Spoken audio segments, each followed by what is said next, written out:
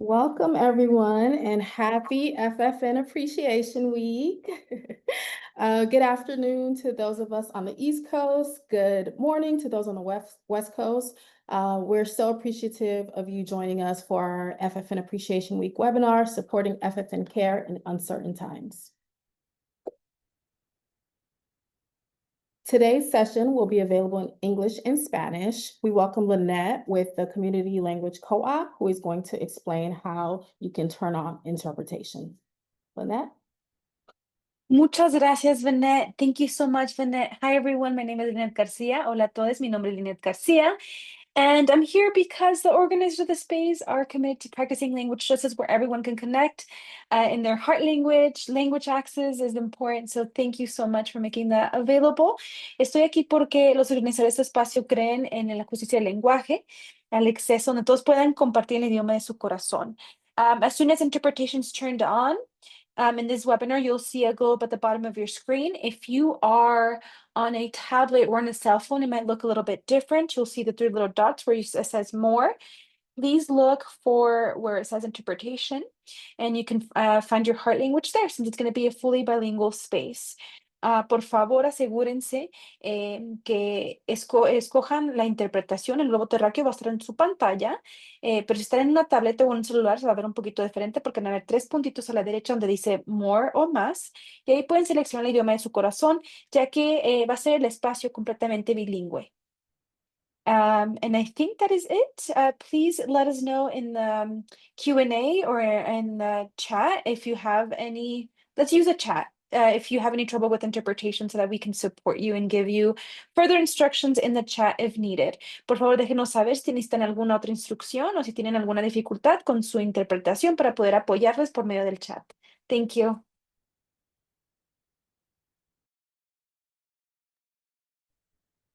Thank you, Lynette.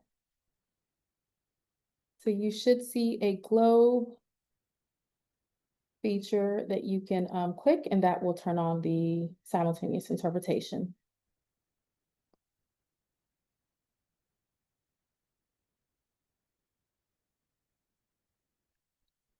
All right. In the chat, please share your name, your title, the organization you may be representing, and the location where you're joining us from today. So I want to do a quick review of our agenda today. We are super excited to be spending this time together to discuss how we can support FFN care and caregivers during uncertain times. We will begin with an overview of who FFN caregivers are. We'll then discuss the challenges FFN care and caregivers are facing. We'll discuss the importance of supporting FFN care and caregivers and how we can support FFN care givers in this moment. And then super excited to share that we hope to be joined by Representative Ro Khanna. He is scheduled to join us later on the agenda, but we understand that his schedule is very busy. And so if we have to shift and remain flexible to make time for him to share a few words of support with us, we will adjust the agenda to do so. Also, please use the Q&A feature. If there is time, we will do a brief Q&A, and it's easiest to pull the questions from the Q&A feature in Zoom. So please use that feature to share any questions that you may have as the webinar goes on. And then we will close. I am pleased to introduce my colleagues and today's panelists that will be joining us today. We have Lisa Conley, who is our Program Manager of Community Implementation at Homegrown. We have Rafael Flores, Director of Narrative Strategies at Homegrown. Carmela Enriquez, who is an FFN caregiver in Colorado, and also consults and advises on various projects here at Homegrown. We're super grateful to have Carmela joining us. Alicia Hardy, Vice President of Policy and Research at National Black Child Development Institute. Chelsea Stewart, Community and Family Programs Manager at Smart Start of Transylvania County. And Magali Vega, Child Care Director at SEIU Local 521. And I will slow down. Thank you, Lynette. All right, so I just want to briefly share about who Homegrown is. Homegrown is a national collaborative of funders and caregivers and providers working together to advance an inclusive childcare system where home-based childcare is visible, valued, and well-resourced. We work in partnership with a diverse array of family childcare providers and family, friend, and neighbor caregivers who comprise the home-based childcare sector.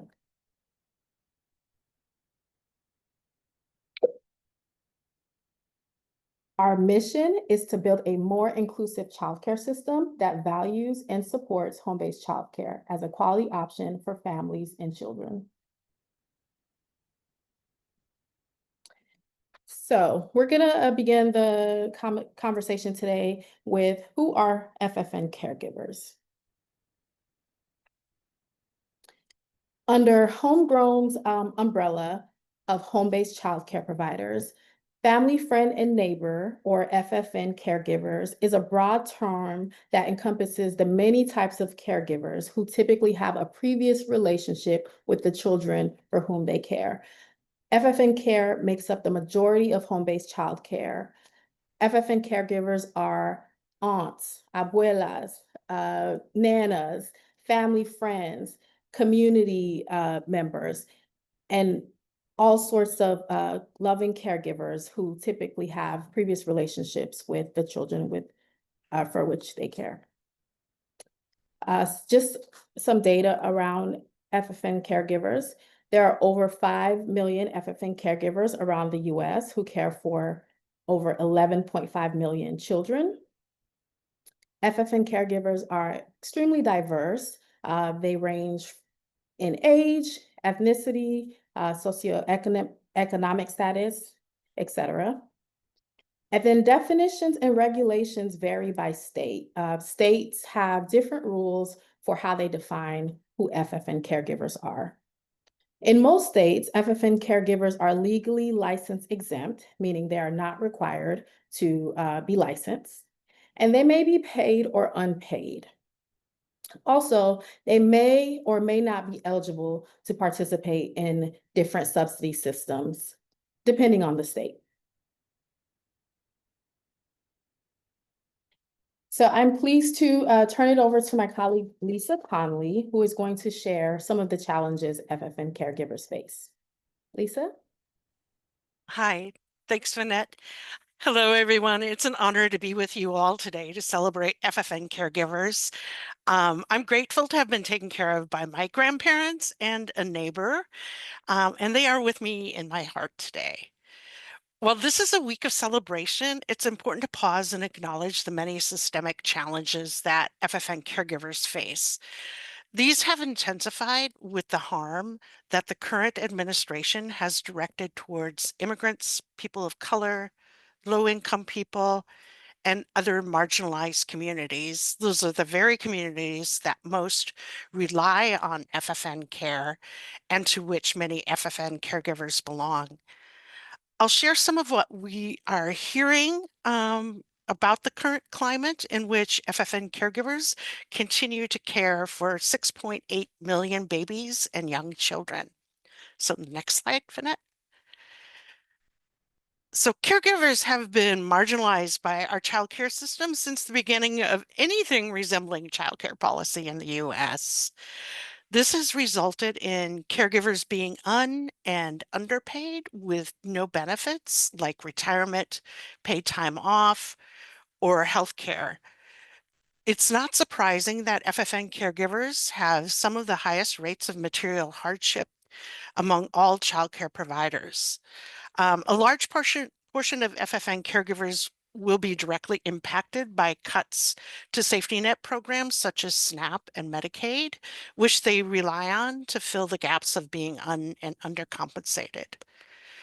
Many caregivers' financial stability is also negatively impacted by rollbacks on student loan forgiveness. And there's some recent results from the Stanford University Center for Early Childhood's rapid survey that show the percentage of childcare providers in the US who struggle to afford a basic need increased from 40% in 2021 to 70% in March of this year. We'll put a link in the chat to a homegrown article about how the excuse me, current administration's actions in its first 100 days have impacted home-based child care providers, including FFN caregivers. And next slide. Historically, immigration policy's intersection with childcare policy have created additional barriers for FFN caregivers and the families they serve in accessing childcare subsidies and other support. Since January, the militarized presence of ICE in immigrant communities, raids, imprisonment, and deportation activities have led to chilling effects of accessing benefits and other supports by caregivers and families. This chilling effect also applies to accepting support from non-governmental organizations because of the uncertainty about how accessing any assistance can endanger future immigration status. We all know that many immigrant families, regardless of their status, are living in fear and worry about family separation. And this is detrimental to families, children, and caregivers' well-being. Caregivers are holding and supporting children and families with compassion and love while they support their own families and communities through the pain and trauma of what is happening. Families are also making very difficult choices about going to work or leaving home at all for fear of being separated from their children. FFN caregivers have noted a drop in the number of children they're caring for. But on the flip side, we suspect we may see an increase in FFN care as families are wary of leaving their children in larger scale childcare centers and preschools. Caregivers who are paid are experiencing unpredictability in their income. We at Homegrown have a list of immigration resources and information for FFN caregivers and other home-based childcare providers that will pop in the chat. This list is also on our website and we regularly update it. Okay, next slide. Food insecurity is a widespread concern across the US right now for many people, young and old. We are all aware of the double effect of ongoing rising costs of food due to inflation and anticipated impact of tariffs, plus simultaneous cuts to federal and state nutrition programs. Caregivers are feeling this directly as an increase in the cost of their care. And they are also raising the alarm about decreasing access to nutritious, healthy food that is affordable. FFN caregivers are making painful and almost impossible decisions when it comes to feeding the children in their care. Buying nutritious food is simply more expensive than highly processed, less healthy food. Over the last couple of months, we've heard from many caregivers about how they know that fresh vegetables and whole foods are the best for children, yet they sometimes have to choose the least healthy option because of affordability as well as availability. As food and other costs of living continue to increase, caregivers are pressed to choose between feeding children or paying for other necessities like rent, medical care, car insurance, or utilities. Yet caregivers continue to fill the gaps in our society's safety net programs by sending groceries or leftover meals home with children. Next slide. Our world has experienced an increase in weather-related disasters due to climate change, including powerful storms like Hurricane Helene and the massive wildfires in LA County, California. The storms destroy vital infrastructure and especially housing where FFN care takes place. Caregiving arrangements are disrupted because caregivers' housing situations may not be safe for childcare, or they might have moved to a home where childcare is not allowed. Additionally, children's families lose their jobs or are displaced far away from their caregivers. Again, there is that emotional toll that families, children, and caregivers experience due to loss of loved ones, homes, and jobs. Caregivers love and care for children and their families as they face these crises together. So I know that's a lot of heavy and real information. So let's just like take a deep breath together before we move on. So we also know that there's amazing work being led by caregivers and organizations throughout the US that provide some relief and hope. Our next presenters will share what they're doing to hold and support caregivers as caregivers hold and support children and families. So I'll pass it back to you, Vanette. Thank you so much, Lisa. Next, I am pleased to welcome Alicia Hardy with National Black Child Development Institute, who will share the importance of supporting FFN care and caregivers. Alicia. Thank you so much, Vanette, and we can move to the next slide. Hello, everyone. I'm so honored to be here with you today during this amazing FFN Appreciation Week. My FFN caregiver appreciation begins with Nana. She's my husband's grandmother and my son's great-grandmother, and the very first person I ever trusted to care for my child without me.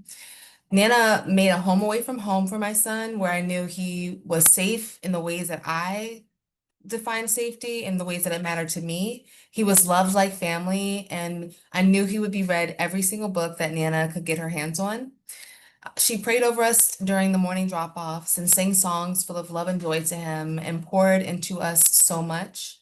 And my appreciation for and dedication to this work is because of her and all of the FFN caregivers who pour into so many children and families, despite their cups often going unfilled.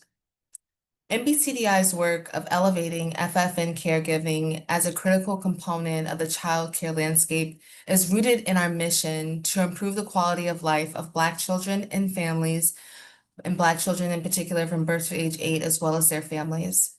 It is guided by a vision of a world where every Black child, and as a result, all children, are healthy, well, and thriving.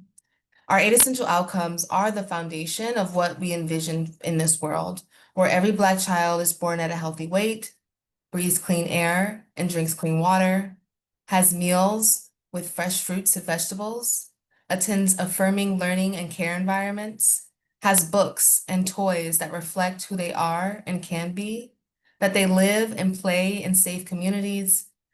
They have access to a safe and appropriate internet and are seen and treated as a child. And safe and affirming environments, being seen and treated as a child, living and playing in a safe community, books and toys that reflect who children are and can be. This is family, friend, and neighbor childcare. And that is why we celebrate and honor FFN caregivers and see them as a critical part of the world we imagine, where every Black child is healthy, well, and thriving.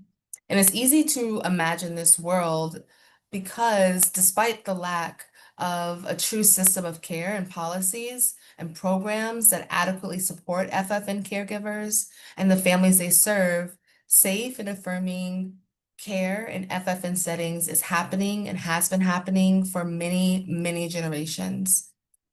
There's a unique history of FFN caregiving in Black communities in a historical context that has deeply shaped the broader scope of this form of childcare. Most elevated when we talk about this history is the enslavement of African people and Black women being forced to care for, breastfeed, raise, cook for, teach, nurture, comfort the children of their enslavers at the expense of their own children. And that history has shaped negative assumptions, values, and beliefs about Black women and their bodies.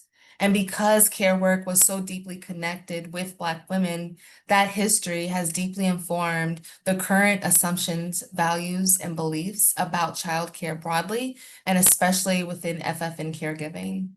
It has shaped the policies we have, the barriers that exist, and the distinct choices to exclude and undervalue this critical form of childcare. That history is very important, especially to understand the system we have today, but it's not enough to build the system that we need, because it is only part of that history and legacy of FFN care in Black communities. There's also the multi-generational homes and a sense of communal childcare and child rearing that is a pre-colonial legacy from across the continent of Africa. There's the passing of tradition and culture and the centering of family, both related and created, and the offering of safety and protection for Black children from systems and policies that often perpetuate harm. Narratives that center Black FFN caregivers from their words is not widely seen in research alongside the history that points us to how we got here. At NBCDI, we're working to connect that history to the diverse yet unified experiences of Black FFN caregivers and the Black children and families that they serve. And this is because history, research, and narratives are all deeply connected and shape policy. Those policies are used to guide decision-making, set parameters and access points, as well as determine the amount and types of programs and resources available. If the diverse history, narratives, and perspectives of Black communities are not centered in research, it will not be included in creating new or undoing current harmful policies. And even worse, it will not be included in the clear and distinct vision we are all collectively building. So at NBCDI, we're working to bridge that narrative gap to better inform research and shape advocacy for policy change towards systems change. We're working with 4 of our Black Child Development Institute villages in Des Moines, Iowa, and Philadelphia, Pennsylvania, Detroit, Michigan, and Nashville, Tennessee. And in each of those villages, we're engaging in reimagined community-centered research that uses art, storytelling, and communal conversations and imagination to elevate the stories of Black FFN caregivers and the families that they care for. Through this research, we are reclaiming the autonomy to center Black FFN caregiver stories, strengths, and visions for the future, ensuring we're understanding not only the stories and experiences, but what policies or absence of policy is creating the environment for those experiences, both good and bad. There's so much noise and our attention is being pulled in so many directions as we defend against the many attacks on our well-being, our rights, and our humanity. Supporting FFN caregivers means elevating their true narratives and needs above the noise of all the false narratives. At NBCDI, we're so excited to be exploring and sharing these narratives, their connections to existing policy, and how they can be used to support advocacy for immediate action in the current system while serving as a vision for the new systems we know we must build. I'll pass it back to you, Bennett. Thank you so much, Alicia, and thank you for sharing the story of your Nana with us. All right, I am going to now transition it over to Rafael Flores, Homegrown's Director of Narrative Strategy, and he will share a little bit about what supporting FFN caregivers in this moment looks like. Rafael?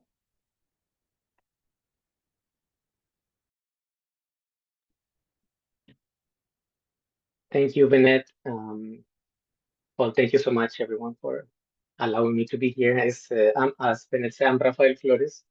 I'm Director of Narrative Strategies and at Homegrown. And this is, as you can probably guess, this is my first FFN Appreciation Week. So for me, it's an honor to be here and share the space with so many of you that are here today. And it's also an honor to speak about why we do what we do. And I will start saying that Homegrown is working together with FFN caregivers in building a system that values, that respects, and that compensates. That's our main goal, like to compensate FFN caregivers fairly. And we don't see the system right now, so we need to build it from where we are right now. And what I'm gonna say probably goes without saying, but we think that all caregivers are necessary and are doing crucial work. When I started working at Homegrown like 4 months ago, I was checking all those pieces of data that we have available, and then I presented some of them at the beginning. And it's like we're talking about more than 11 million children being served by FFN caregivers. And that to me was like a big starting point. Like imagine how important your work is for all these families that rely on you, on your service, on your expertise.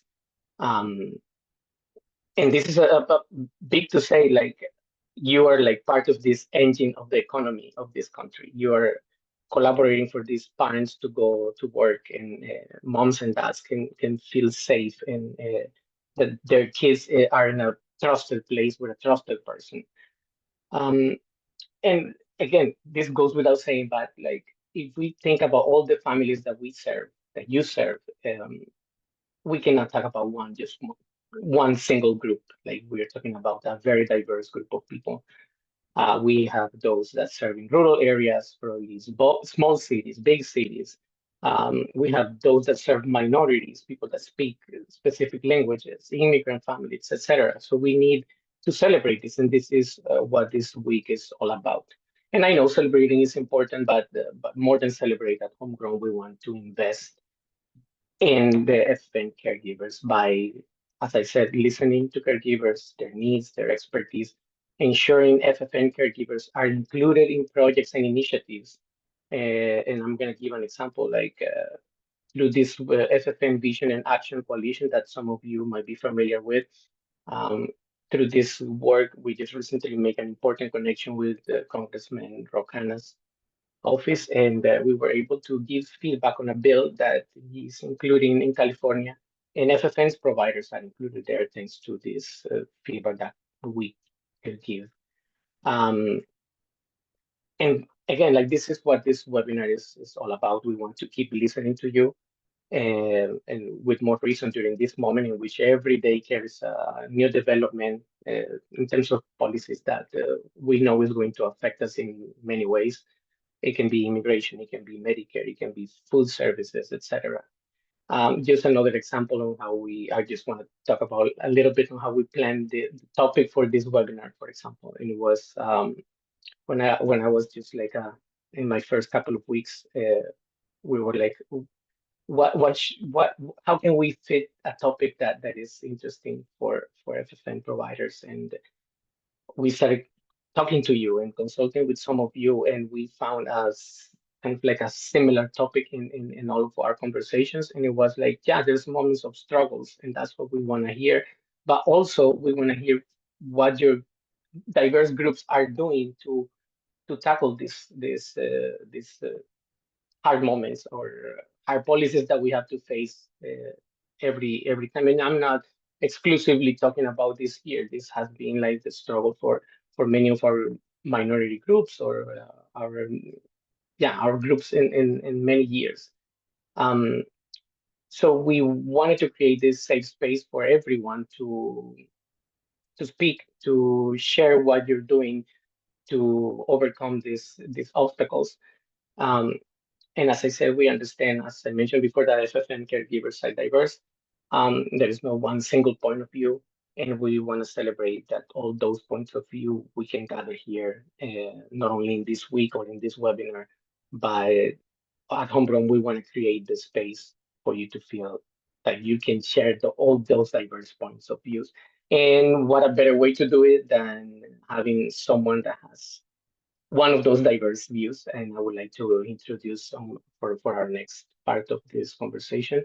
I would like to introduce Carmen. I will let her introduce herself, and we're going to transition to a little bit of Spanish in this webinar. So, bienvenida, Carmen. Si puede presentarse. Hola, buenos días. Gracias, Rafael. Pues mi nombre es Carmela Enríquez y yo vivo en Colorado. Yo soy parte de un grupo informal de, yo creo que más de 200, 300 proveedoras que ofrecemos cuidado en todo Colorado. Gracias. Ok, Carmen. Yo la llamo Carmen porque así la llaman todos, así que su nombre completo es Carmela, pero así nos vamos con Carmen. Quisiera empezar preguntándole cuáles son algunos de esos retos u obstáculos que usted o en su coalición o en su grupo han experimentado o saben que están experimentando otros FFNs en su comunidad. Sí, pues bueno, hay demasiados retos. Lisa ya dijo muchos de los retos por los cuales la mayoría de las proveedoras Yo creo que en toda la nación estamos pasando, pero les diré un poquito de lo que he estado mirando en mi comunidad. Es muy triste saber que a pesar de que las proveedoras FFN hacemos un trabajo esencial, es tan mal recompensado. El pago es muy poquito, entonces, pues en ocasiones es difícil, ¿no? Poder cubrir necesidades básicas que tenemos como familias, pero aún así, pues no dejamos de compartir, pues lo que podemos, ¿no? Con los niños que tenemos bajo nuestro cuidado. Otro reto también que yo veo muy difícil y que nadie casi lo menciona es que no tenemos seguro de salud. Entonces, pues cuando llega alguna enfermedad, los biles son pues sí, sale muy caro, ¿no? La salud aquí. Voy a apagar un momentito mi cámara, voy a seguir hablando. También hay falta de recursos, hablando, por ejemplo, como clases que sean diseñados específicamente para las proveedoras FFN. Yo sé que ahorita ya muchas organizaciones los están ofreciendo, pero existe esa falta de información, porque muchas proveedoras en ocasiones no saben qué hay para ellas o puede ser que sí lo anuncien, pero esa proveedora va a decir, pues yo solamente cuido niños en casa, yo podré hacerlo. Y pues también otra cosa que se está mirando muy triste ahorita es que, pues como está el ambiente político, muchas familias de proveedoras tienen miedo a compartir su información, que en ocasiones es información básica. Te piden como para registrarte a una clase, te piden el nombre, número de teléfono, correo electrónico y pues es un temor constante, ¿no? Que dicen, ¿sí será seguro compartirlo? Y bueno, esos son algunos de los retos. Gracias, Carmen, por compartir. Y entiendo que muchas comunidades deberán enfrentar esos y tal vez otros retos diferentes. Em, pero también parte de nuestra conversación la queríamos enfocar en encontrar esos puntos en común. ¿Cuáles son las cosas que se están tratando de hacer en las diferentes comunidades eh, para sobreponerse a estos retos? Entonces, en ese sentido va mi siguiente pregunta para usted, Carmen. ¿Cuáles son algunas de las estrategias o recursos que usted cree han ayudado a enfrentar estos retos y obstáculos que tal vez otros podían implementar o podrían aprender? Sí, claro que sí. Sí, en ocasiones he escuchado, y no juzgo, ¿no? He escuchado organizaciones que dicen que, pues por lo pronto, por falta de fondos, no pueden apoyar a las proveedoras FFN, pero hay tantos recursos en muchas otras organizaciones que son gratuitos. Nosotros tenemos un grupo de WhatsApp y una página de Facebook. En el grupo de WhatsApp me gusta compartir con las chicas desde dónde se pone el banco de comida, porque pues ahora se está poniendo tan caro ir a comprar la despensa, que yo pienso que pues no es nada malo ir a aprovechar, ¿no? En ocasiones nos vemos forzadas también a que pues no salimos a fin de mes. Entonces, me gusta compartir dónde se pone el banco de comida, el banco móvil. También me gusta compartir algunos otros recursos en la comunidad, desde dónde están dando pañales, porque pues yo sé que les dije que el pago es poquito, pero se debe a que pues también en ocasiones cuidamos a niños de familias inmigrantes como nosotros, que también no pueden darse el lujo de pagar mucho.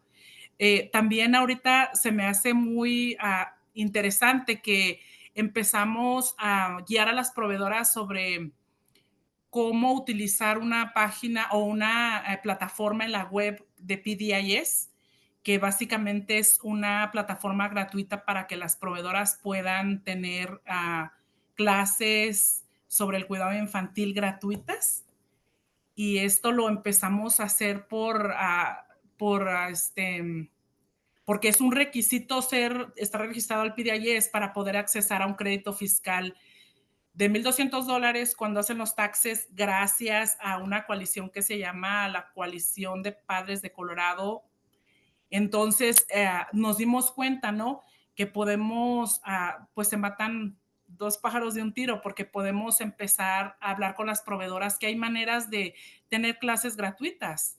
También hemos estado compartiendo clases que universidades aquí en Colorado están ofreciendo becas para poder tomar clases. Y sí, también ha habido grupos que nos han contactado. Me han dicho, ¿sabes qué? Sabemos que eres parte de un grupo grande de proveedoras.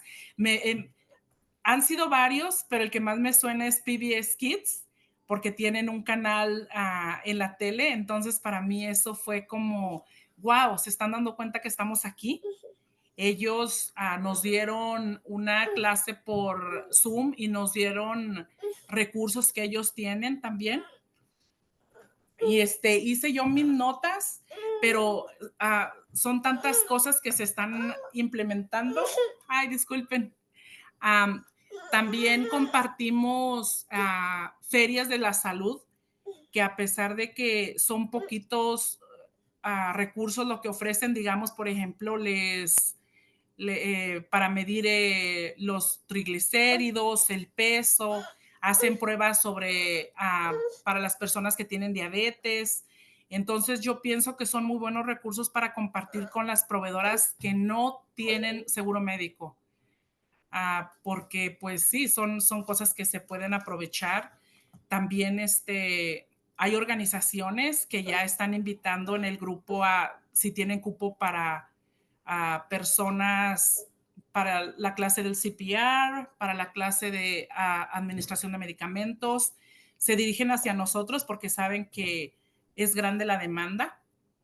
Y también pues me gustaría decirles que yo estoy inspirada pues por varias personas que están aquí, porque Homegrown, yo creo que de ahí fue mi inspiración, de que tuve a Joycelyn como mentora y ella me enseñó pues que hay que buscar donde se pueda, ¿no? No hay que esperar a que te den, sino tú buscar en la comunidad, y hay muchas cosas. Hemos tenido varias clases que ellos se dirigen específicamente a nosotras. Disculpen. Y bueno, por último, yo comparo el cuidado infantil con el trabajo esencial de la comida. Ya ven que hace años hubo cuando muchas personas pudieron arreglar que trabajaban en el campo agrícola. Yo comparo eso. Yo pienso que el cuidado infantil, como Rafael lo mencionó antes, es esencial, ya que si muchas personas no pudieran ir a trabajar, eso mueve la economía y hace que prosperen todos los estados. Ojalá y sea más reconocido, porque aparte de que pues nosotros no podemos apoyar con tantos recursos como quisiéramos a las proveedoras, pero les estamos enseñando a que se valoren, a que valoren lo que hacen, porque en ocasiones si nosotros pues no lo valoramos, pues no podemos seguir adelante. Hay también en el grupo ya, gracias como a la coalición de padres, estamos haciendo abogacía por parte de ellos, o sea, a través de ellos nos invitan y nosotros damos testimonio. Y pues gracias a esto es que se ha logrado que varias leyes pasen, pero pues sí, ¿no? Siempre con la invitación pues de esas entidades que ya nos están mirando, y que yo sé que hay recursos ya que se están ofreciendo, pero ojalá y haya más, porque somos millones de proveedoras que todavía estamos en la sombra. Gracias.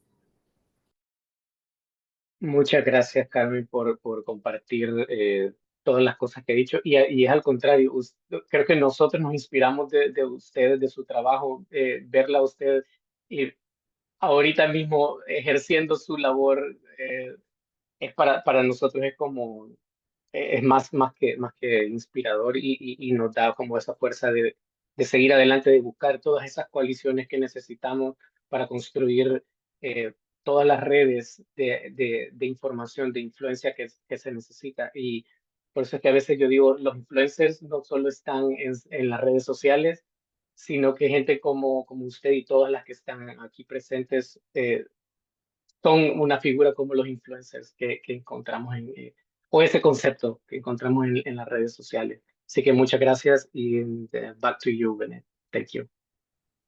Thank you, Rafael. Thank you, Carmen. Thank you for taking the time out of your busy day while caregiving to speak and share with us. So we are at the point in the agenda where we hope to hear from Representative Rokana. I want to make sure that they are in the room and ready. So I'll just take a beat here and invite him to come up if he is ready.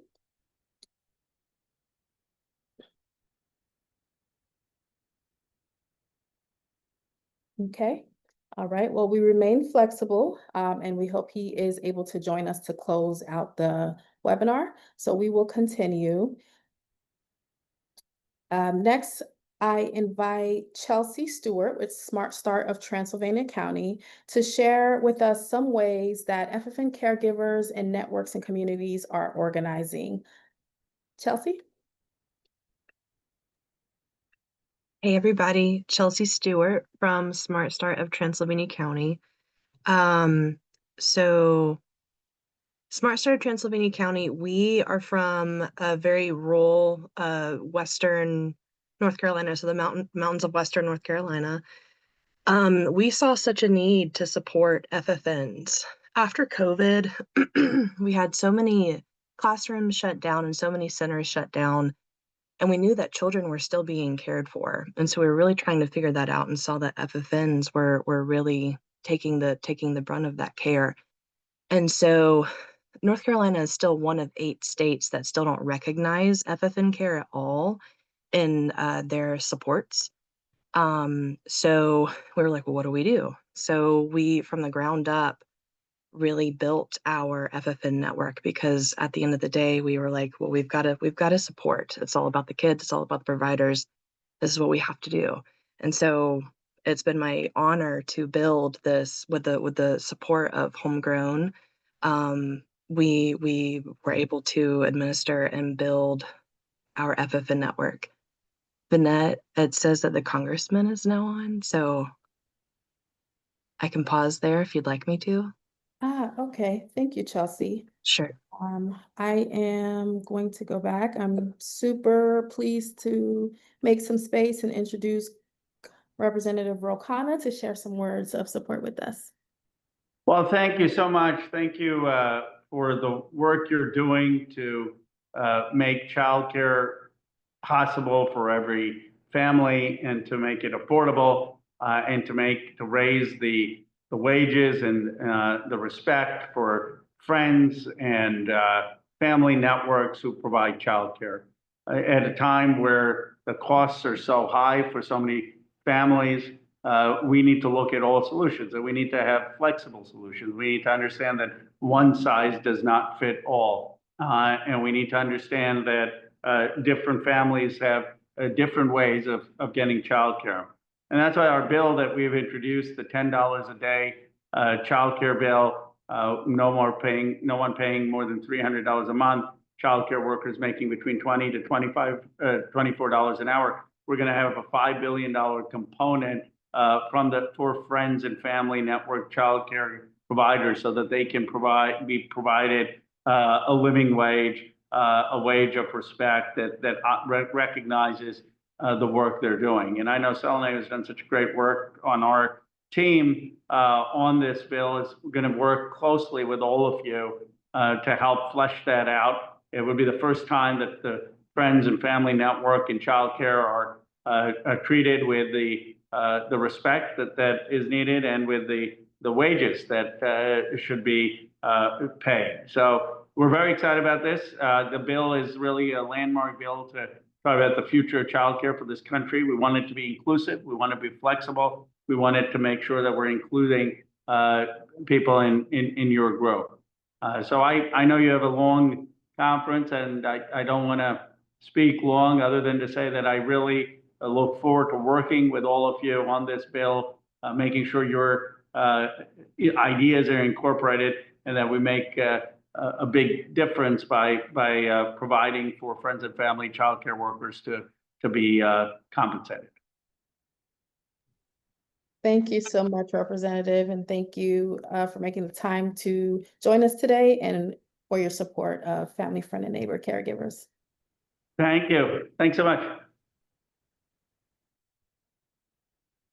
All right. Chelsea, I will turn it back over to you. Okay, so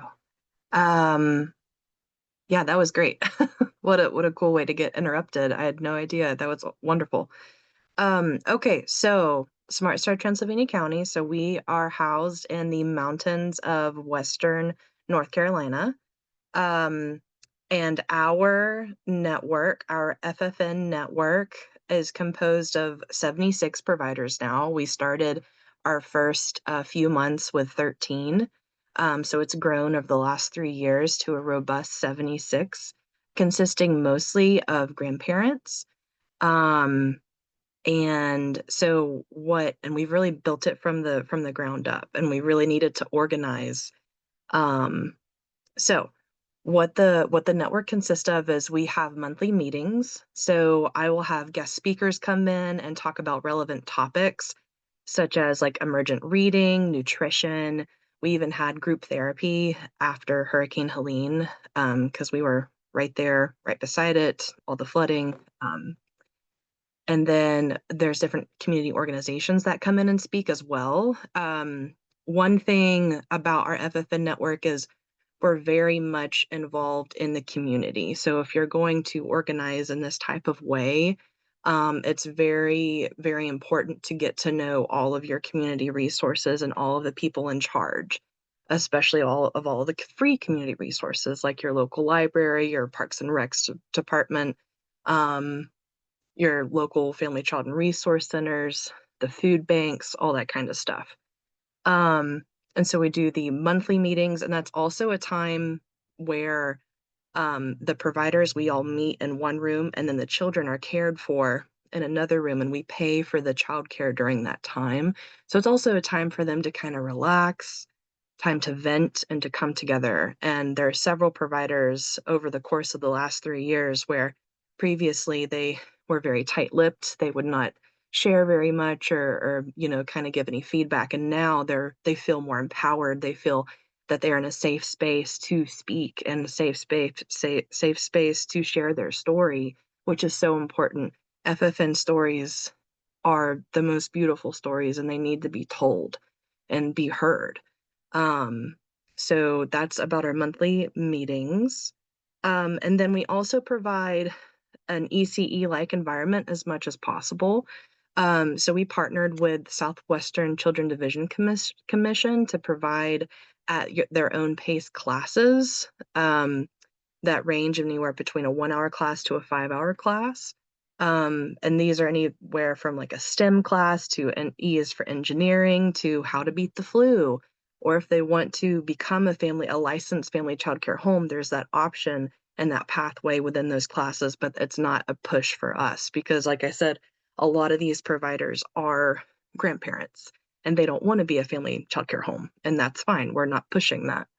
And then a huge part of our network is our monthly roadmap. This roadmap consists of things that they can do online.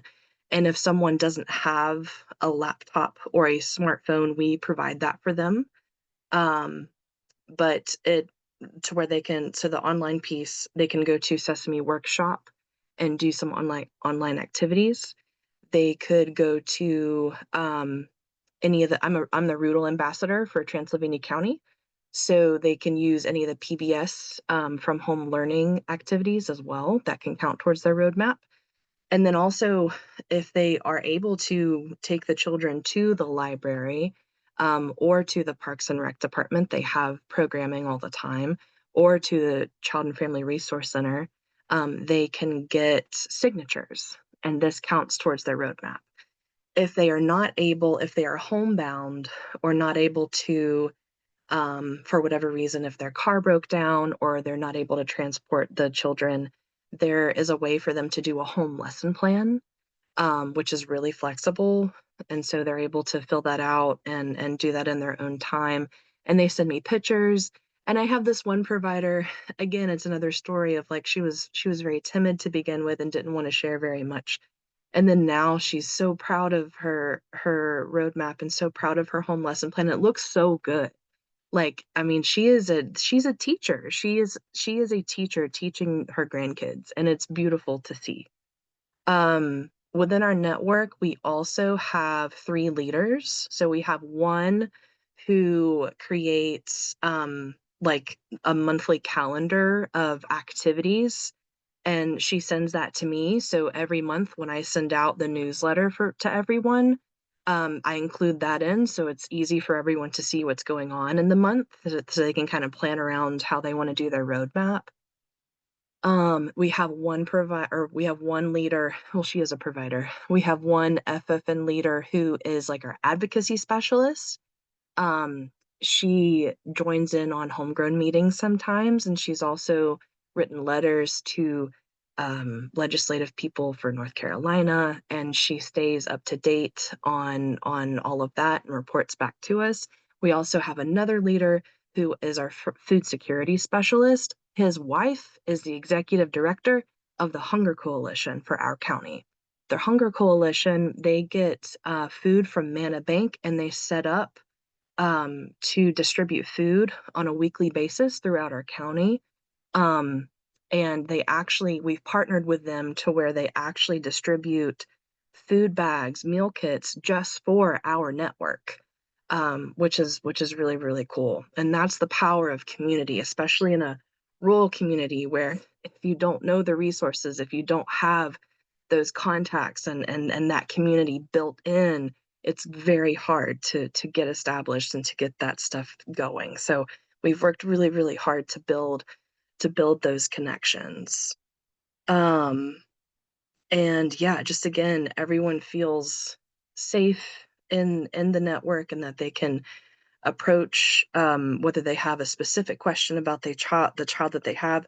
I administer ASQs sometimes if they're worried about anything developmentally, and that is something that they do in traditional childcare centers as well. I also help with referrals if anyone needs for OT, PT, speech, that kind of stuff. I also kind of help with that too. And then something else that we were offered to partner with because of our success with the network, Homegrown came to us with the idea of the Thriving Providers Project, which has been kind of a segue from our FFN network. It's the idea of providers getting, if they were eligible, getting direct cash. Is the ideology around getting direct cash for just simply providing care, not providing any receipts for what they spend the money on, not providing, not having to turn in any paperwork. It's just because you provide this care, this is you're getting this money. And for this specific project, for our pilot, it's $600 a month.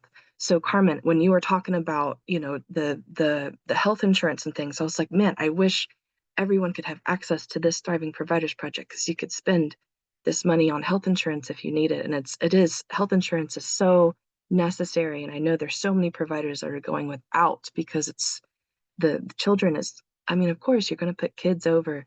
And one more thing before I give my time back.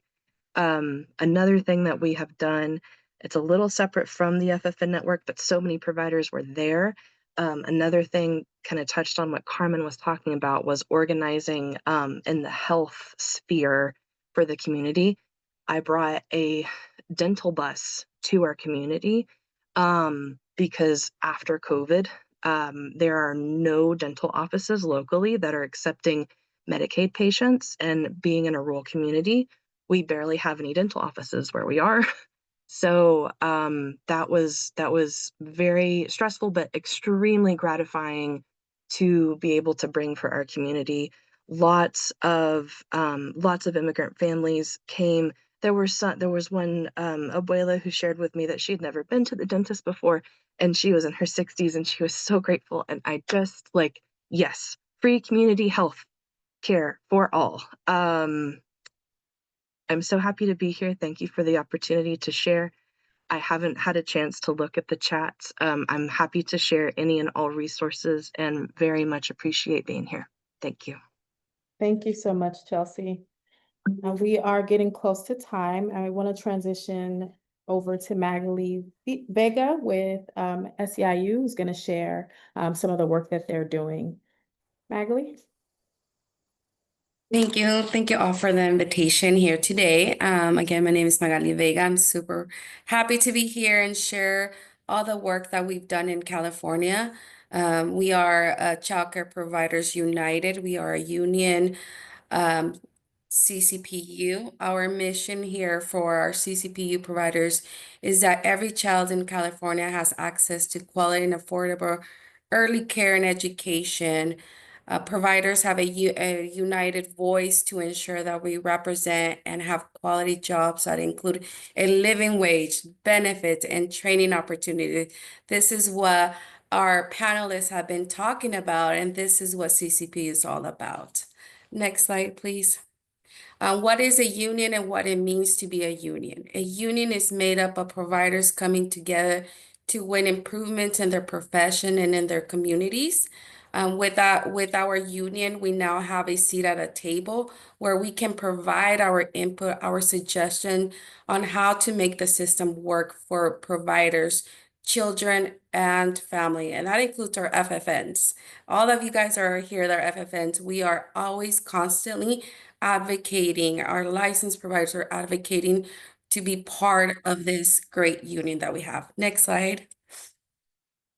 Who is CCPU? We are more, there's a typo there, we're now over 70,000 early educators in California to join together to become a union, which is, again, it's CCPU. CCPU is combined of 3 local unions here in California, SEI Local 521, SEI Local 99, and UDW to create the great union that we have now. So next slide, please. How we won. So one of the things I said, well, how did you become such a great union, right? And how do we have a seat? In 2019, we won a law establishing our union's rights. That means that we are eligible to negotiate a contract with the state of California. So if they need to make some policy changes, if we need to bargain anything that has to do with the changes on providers, CCPU has to have a seat and they have to take us in to have those conversations. So it's what a union is, and that's a union that providers have. Next slide, please. So what have we won? We have won pay increases, a pathway to connecting reimbursement to providers' actual cost of care, benefit stabilizations, healthcare, a reimbursement for dental and vision and retirement funds, and training and for professional development. Carmen, you mentioned about healthcare. Well, guess what?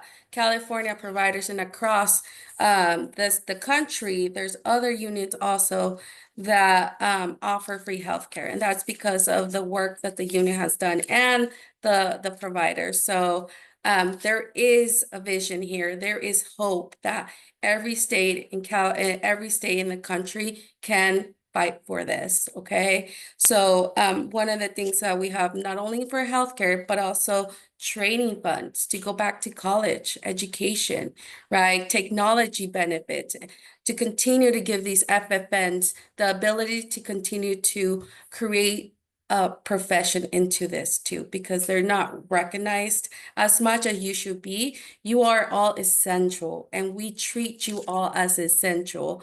Our CCPU makes sure that the state of California knows that you are part of this growing industry. So we wanted to acknowledge that too.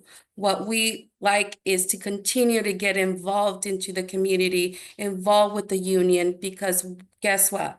Being strong will allow us to continue to educate those legislators that you are a professional, you are essential, but you guys have to be out there and advocating for this because everybody needs to be told that who you are and what you stand for. So that's what CCPU is all about, making sure that California knows who CCPU and providers and the work that they do is essential on this. And we also have the way we led this is because if you guys see this beautiful slide, it's all the advocating work that we have done throughout this years that we've been advocating, right? So here on this call, we have FFNs, we have our providers from UDW. I seen in the chat that they're there. Local 99, SCIU is here too. So I want to give them a shout out because without them, we are not CCPU. Together, we have built this strong union and this effort. We've been lobbying, going to hearings, having vigils at the state capitol. We constantly are lobbying to everyone to make sure that they understand that we are CCPU and who these providers are. So this is the way we made the pathway to have such a strong contract because of the work that providers have led. This is a union led by providers, licensed, and our FFNs to continue to educate. And that's all I have. Thank you so much, Magali. So we are over time. Unfortunately, we won't get to do a Q&A, but this webinar was recorded. We will share it with you all afterwards. And so there will be contact information in the email so that you can send in any questions that we didn't get to today. I just want to thank all my amazing panelists for joining me today. Special thank you to Representative Rokana for joining. And of course, thank you to all of our amazing co-sponsors of the 2025 FFN Appreciation Week. This year, we had over 50 co-sponsors that are signing on to say that they support FFN Care and caregivers. And so definitely want to take a moment to thank them. And thank you to all the amazing FFN caregivers who may be on this call. We see you, we appreciate you, and we are here working with you, beside you, to continue to move forward. Thank you, everyone. Enjoy the rest of your day.